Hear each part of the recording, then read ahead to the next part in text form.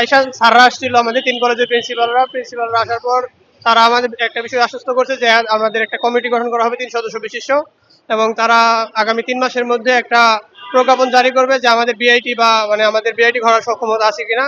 তো সেই অনুযায়ী সিদ্ধান্ত গ্রহণ করা হবে। সে আশ্বাস গ্রহণ করে তারা মানে অনশন ভাঙায় গেছে আমাদের।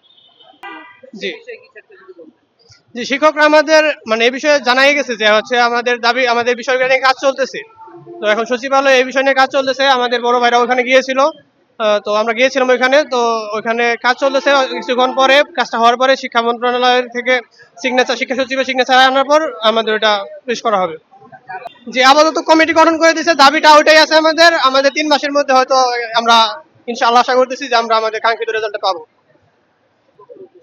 যে আমরা আমাদের যদি দাবি পূরণ না হয়, আমরা আগামী মানে আমরা আশা করতেছি আমরা মানে খুবই ওই 3 মাস অপেক্ষা করবো না, আমরা তারও আগে একটা আলটিমেটাম দিব যে ওটার মধ্যে আমরা মানে ওই আশা করতেছি যে রেজাল্ট আমরা আরো আগে পাবো। 3 মাসের আগে আমরা আশা করতেছি আশাটা পেয়ে রেজাল্টটা পেয়ে যাবো আশানুরূপ।